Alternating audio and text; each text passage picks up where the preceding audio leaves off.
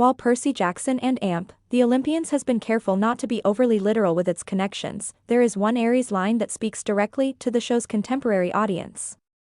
Episode 5 of Percy Jackson and the Olympians introduces a new audience to the Greek god of battle by bringing him into the present day in a fantastic fusion of truth and fiction. Aries says something about starting a fight on Twitter. The program stays faithful to the evergreen aspects of the Percy Jackson story while using relevant references like Twitter to attract fans of all ages. Episode 5 of Percy Jackson and the Olympians introduces Ares, the Greek god of battle, and his finest statement is a dead ringer for the contemporary audience of the Disney version. The Percy Jackson books by Rick Riordan were first published in the 2000s, yet they continue to be popular even now. That is borne up by the fact that they make use of real-world references. For example, instant messaging is brought up in one scene of The Lightning Thief. The modernization of these ideas in the Percy Jackson series makes it more appealing to a younger audience. The plot of Percy Jackson and the Olympians is, of course, heavily based on Greek mythology, providing an eternally relevant tale. Nonetheless, a convincing real-world setting is required for any sequences that take place outside of Camp Half-Blood. In the 5th episode, a god buys us cheeseburgers, Ares tries, with a witty and successful phrase, to combine the fantastical and actual aspects of the series. In episode 5 of Percy Jackson, Ares admits he's a Twitter troll. During their encounter with the Olympian deity Ares at a diner in Percy Jackson and the Olympians episode 5, the heroes lose maybe Ares' funniest statement. As the three of them settle in for a conversation with him, he says, "Give me a second. I'm simply escalating a Twitter feud." This is a wonderful representation of the amount of human conflict in the year 2023, as the Disney Plus show transforms the God of War into a Twitter troll with these statements.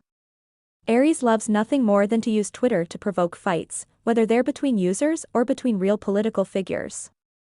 Considering Twitter was launched in 2006, the sentence makes sense even though the story doesn't take place in the present day.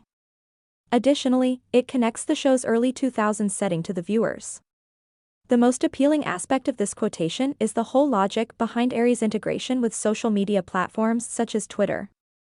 The God of War would have to be abreast of 21st century social media to remain abreast of current events and wars, and such websites are notoriously nasty in their interactions.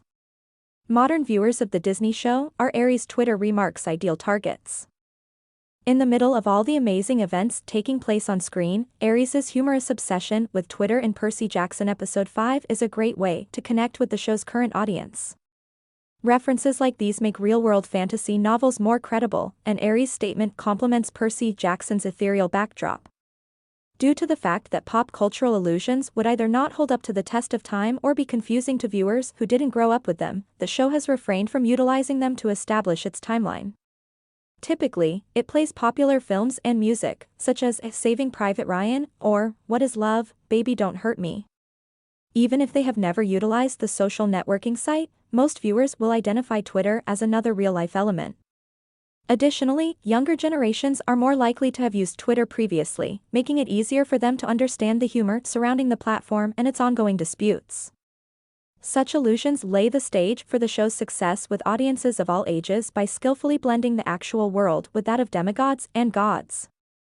A new generation is involved in Percy Jackson and the Olympians through the fusion of classic and modern elements. Using Ares' Twitter line as an example, Disney's Percy Jackson and AMP, The Olympians is updating the mythology for a younger audience by incorporating real-world elements.